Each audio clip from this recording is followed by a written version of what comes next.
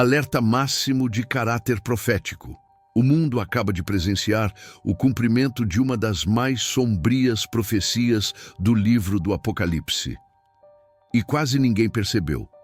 O Papa Francisco, identificado por muitos como o oitavo rei mencionado nas Escrituras Sagradas, faleceu no dia seguinte ao domingo de Páscoa de 2025, em perfeita consonância com uma profecia registrada há 2 milênios. Segundo o texto bíblico, 5 já caíram, um ainda está presente e o 8º caminha para a destruição.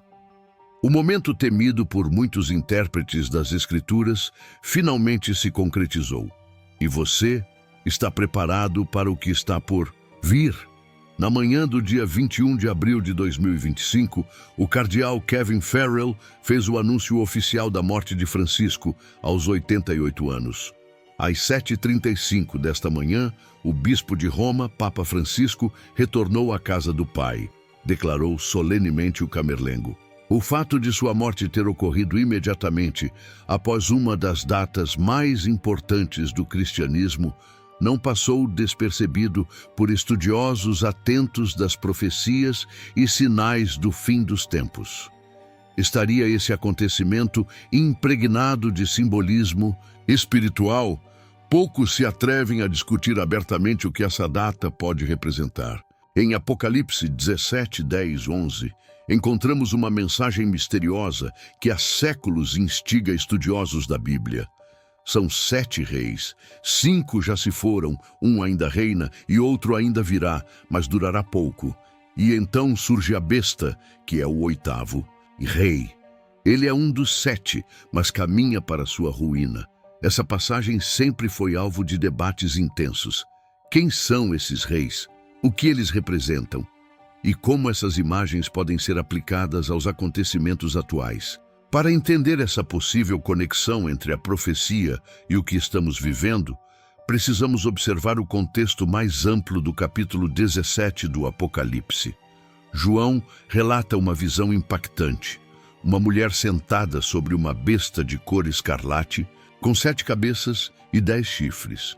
Um anjo explica que essas cabeças simbolizam 7 montes e também 7 reis. Trata-se de um conjunto simbólico complexo que tem sido objeto de estudo e controvérsia teológica ao longo dos séculos. Esses reis representam pessoas, impérios ou ambos, e como essas figuras simbólicas se encaixam no nosso tempo.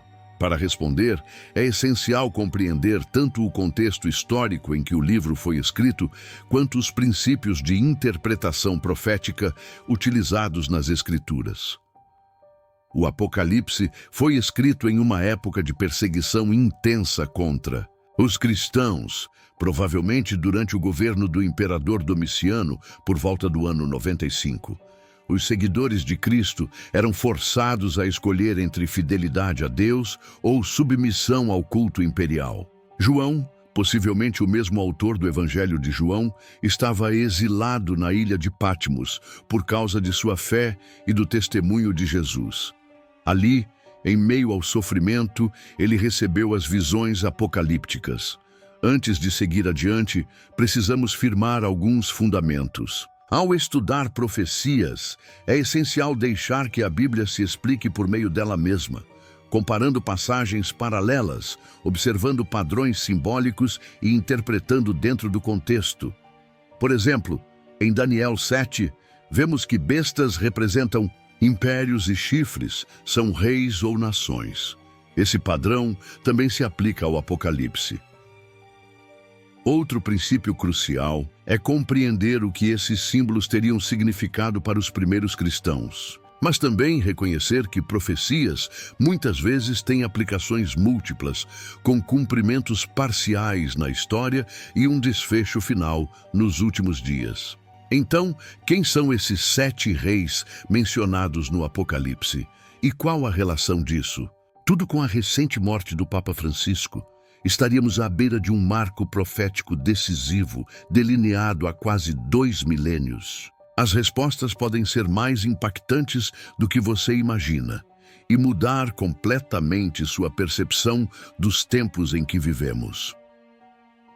O mistério dos 7 reis permanece, e inúmeras interpretações surgiram ao longo dos séculos tentando decifrar. Quem são? Agora, à luz dos eventos recentes, é hora de reexaminar essas teorias com atenção redobrada. Uma das interpretações mais amplamente aceitas entre estudiosos da profecia bíblica é que os 7 reis mencionados em Apocalipse 17 simbolizam 7 grandes impérios mundiais que, ao longo da história, exerceram domínio e perseguição sobre o povo de Deus. Segundo essa linha de pensamento, os 5 que já caíram seriam o Egito, a Assíria, a Babilônia, a Medo-Pérsia e a Grécia. O 6º, que estava em vigor no tempo em que o apóstolo João escreveu o Apocalipse, seria o Império Romano. O 7º, que viria depois, representaria a continuidade desse poder romano, mas agora em sua fase eclesiástica, o chamado Império Romano Papal. Essa abordagem entende que os reis do texto não são pessoas individuais, mas reinos ou sistemas de poder, conforme o mesmo padrão de linguagem simbólica que aparece em livros como Daniel. Em Daniel 7, 17 e 23, por exemplo, os 4 animais vistos pelo profeta são descritos como 4 reis, mas a interpretação deixa claro que eles representam 4 reinos que surgiriam da terra. O teólogo John Paulian acrescenta um ponto interessante a essa análise. Ele sugere que a imagem de uma besta com 7 cabeças remete a um poder que passa por sucessivos ciclos de ascensão, queda e ressurreição ao longo da história. Nesse sentido, a besta viveria, morreria e reviveria 7 ou até 8 vezes, retratando os diferentes estágios do domínio humano rebelde contra Deus. Essa perspectiva reforça a ideia de que Apocalipse 17 apresenta uma visão panorâmica da história humana sob influência de poderes hostis ao reino divino, mas que, em última instância, Deus continua soberano. Dentro dessa interpretação, o 8º rei, que é um dos 7 e caminha para a destruição, seria a culminação final desses poderes mundiais. Um tipo de superestrutura global que sintetiza as características dos impérios anteriores, operando sob um espírito claramente anticristão. Um sistema político-religioso mundial que surgiria em um novo contexto, mas carregando o legado de todos os impérios opressores do passado. Por outro lado, há uma leitura mais contemporânea e controversa dessa profecia que tem chamado a atenção nos últimos anos, especialmente após a morte do Papa Francisco. Essa interpretação mais recente propõe que os 7 reis seriam, na verdade, 7 papas, começando a partir de 1929, o ano da assinatura do Tratado de Latrão, que oficializou o Vaticano como Estado soberano. Dentro desse cenário, cada papa subsequente representaria um dos reis mencionados na profecia. Essa teoria ganhou força com a renúncia do Papa Bento XVI em 2013, um evento raro na história da Igreja, já que a última abdicação havia ocorrido mais de 700 anos antes. Para alguns, a curta duração do papado de Bento pode estar ligada ao 7º rei, que permanecerá por pouco tempo. Assim, o Papa Francisco, seu sucessor imediato, seria identificado como o 8º rei, um que é dos 7, possivelmente por representar a continuidade do mesmo sistema religioso e ideológico. Essa interpretação encontra um detalhe ainda mais curioso na coexistência inédita de 2 papas vivos, um emérito e um em exercício. Com a morte de Francisco no dia seguinte à Páscoa de 2025, após um papado de 12 anos que muitos consideraram transformador e até controverso, surgiram novas ondas de especulação sobre o que sua vida e morte poderiam representar em termos escatológicos. Mas por que a morte de Francisco, logo após a Páscoa, é tão carregada de significado? Qual simbolismo pode estar escondido por trás dessa data? A Páscoa é, na tradição cristã, a celebração máxima da vitória da vida sobre a morte, o dia da ressurreição de Jesus Cristo. Foi a última aparição pública do Papa Francisco antes de seu falecimento. Isso levanta questões profundas. Estaria sua morte neste dia apontando para uma mudança de era? Um encerramento profético de um ciclo de poder? Na narrativa bíblica, a Páscoa também representa libertação. O Sídon, livramento dos israelitas da escravidão no Egito. O sangue do Cordeiro Pascal, símbolo de redenção, foi o sinal da proteção divina naquela noite decisiva. Agora, na Páscoa de 2025, a morte de um líder religioso global tão significativo carrega consigo a possibilidade de uma mensagem codificada no tempo. Algo que desafia os olhos naturais e exige discernimento espiritual. O que estamos presenciando pode não ser apenas um evento histórico, mas o cumprimento em tempo real de profecias milenares. Os padrões estão lá, revelados em textos antigos que ainda hoje falam de maneira atual e poderosa. Estaríamos à beira da revelação do oitavo rei e daquilo que virá em seguida? Nos tempos do Êxodo, o sangue do cordeiro nos umbrais das portas protegia os primogênitos israelitas da visita do anjo da morte. Aquele evento não apenas marcou a libertação do povo de Deus da escravidão egípcia, mas também apontava para algo muito maior, o sacrifício de Jesus Cristo, o verdadeiro Cordeiro Pascal, como ensina 1 Coríntios 5:7. Sua morte nos liberta da escravidão do pecado e nos conduz à vida eterna. Na fé cristã, a Páscoa representa essa travessia, da morte para a vida, da escuridão para a luz, por meio da ressurreição de Cristo. É a celebração da vitória final sobre o pecado e sobre todas as forças do mal. Como afirmou Jesus, eu sou a ressurreição e a vida. Aquele que crê em mim, ainda que morra, viverá. João 11:25. Curiosamente, muitos eventos significativos na narrativa profética da Bíblia ocorreram em datas marcantes do calendário judaico-cristão. A crucificação de Cristo coincidiu com a Páscoa judaica. O derramamento do Espírito Santo veio no Pentecostes. Com base nesse padrão, não é improvável que acontecimentos-chave dos tempos finais também estejam ligados a datas sagradas. A morte do Papa Francisco, na segunda-feira de Páscoa de 2025, no rescaldo imediato da celebração da ressurreição de Cristo, pode conter um simbolismo que vai além da coincidência. Talvez indique o fim de uma era e o início de uma nova etapa no plano de Deus para a humanidade.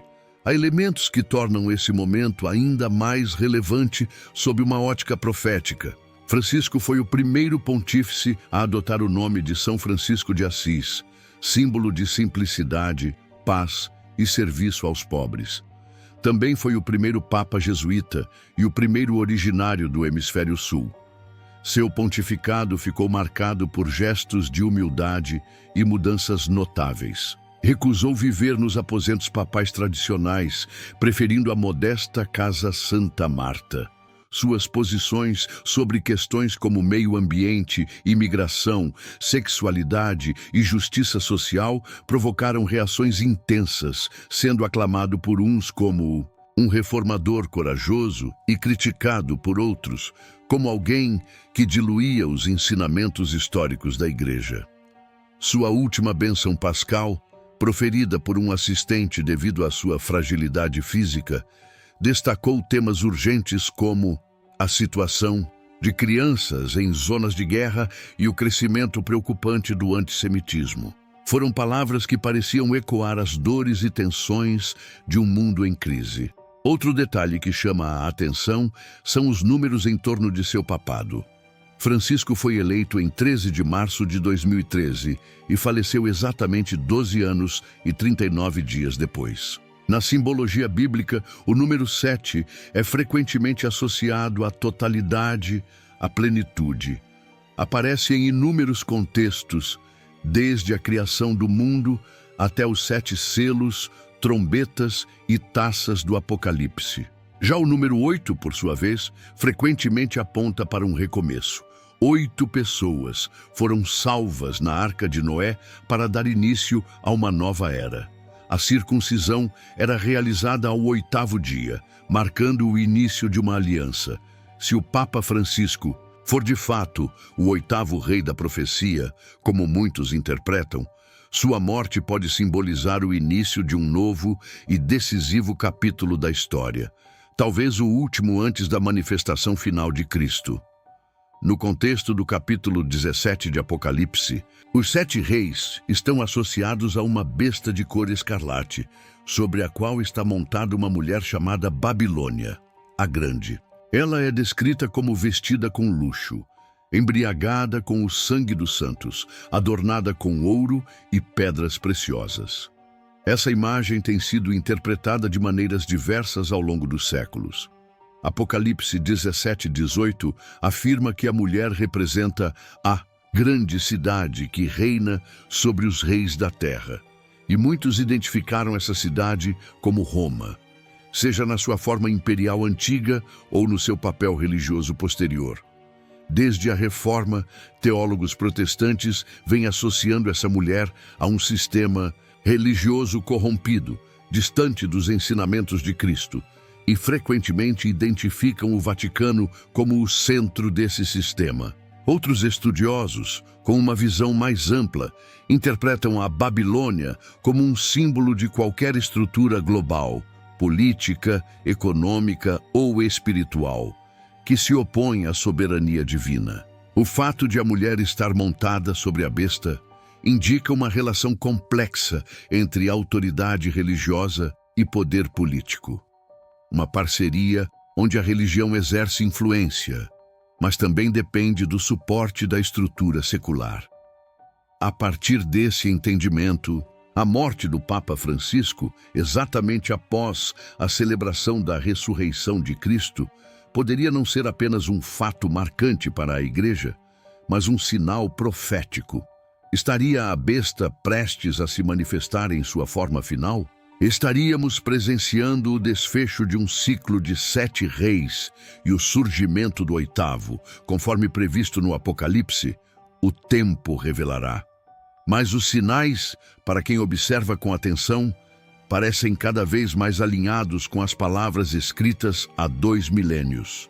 A mulher sentada sobre a besta escarlate simboliza uma relação de controle aparente. Contudo, há uma dinâmica de dependência mútua entre os poderes representados. Em um nível, o poder religioso parece dominar. Ela conduz, está por cima. Mas em outro nível, a besta, símbolo de força política e secular, é quem realmente sustenta essa figura. A mulher é carregada pela besta. Existe aqui uma aliança de conveniência entre 2 tipos de poder, o espiritual e o governamental. Porém, o próprio texto do Apocalipse revela que essa aliança está fadada ao colapso. Apocalipse 17:16 afirma que os 10 chifres, representando 10 reis ou reinos aliados à besta, se voltarão contra a mulher. Eles a odiarão, a deixarão desolada, despida, devorarão sua carne e a consumirão pelo fogo. Essa imagem impactante sugere que no final dos tempos, os sistemas políticos que antes apoiavam o poder religioso se revoltarão contra ele, destruindo aquilo que um dia ajudaram a manter. Essa quebra de aliança acontece num contexto que, quando comparado à realidade de hoje, parece cada vez mais plausível. A morte do Papa Francisco ocorre em um tempo de intensas transformações e instabilidade global.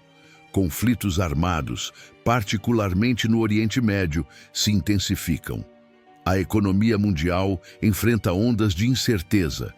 Tecnologias emergentes, como a inteligência artificial, estão mudando radicalmente todos os aspectos da vida moderna. Além disso, Vivemos um período de polarização extrema, divisões sociais profundas e questionamento generalizado das instituições, inclusive as religiosas.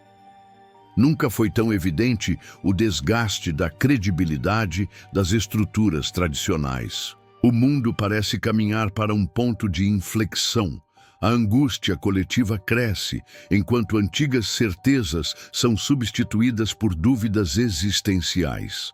Nesse cenário, as palavras de Jesus ganham um novo peso. Em Lucas 21, 25, 26, ele advertiu: haverá sinais no sol, na lua e nas estrelas. Na terra, angústia entre as nações, em perplexidade pelo bramido do mar e das ondas. Os homens desmaiarão de terror, apreensivos com o que estará para acontecer ao mundo, pois os poderes do céu serão abalados. É difícil ignorar os paralelos entre essa descrição profética e os eventos contemporâneos. Estamos vivendo tempos de aflição mundial e desordem, exatamente como Jesus previu. Se você consegue enxergar essas conexões entre os acontecimentos atuais e as profecias das Escrituras, declare sua fé nos comentários com as palavras: nada é impossível para Deus. Essa simples afirmação é uma proclamação poderosa de confiança em meio à incerteza. Sim, a morte de um líder mundial como o Papa Francisco é um fato relevante na história. Mas, no grande enredo da redenção, ela é apenas uma peça. O verdadeiro centro dessa narrativa é Jesus Cristo. Ele mesmo declarou: eu sou o primeiro e o último, aquele que vive. Estive morto, mas eis que estou vivo para todo sempre, e tenho as chaves da morte e do inferno. Apocalipse 1, 17, 18. Agora que você teve uma nova perspectiva sobre como os eventos atuais podem estar conectados ao cumprimento das profecias bíblicas, te convido a continuar essa jornada. Clique no vídeo que aparece na tela para descobrir os sinais da volta de Jesus que já estão se revelando ao nosso redor.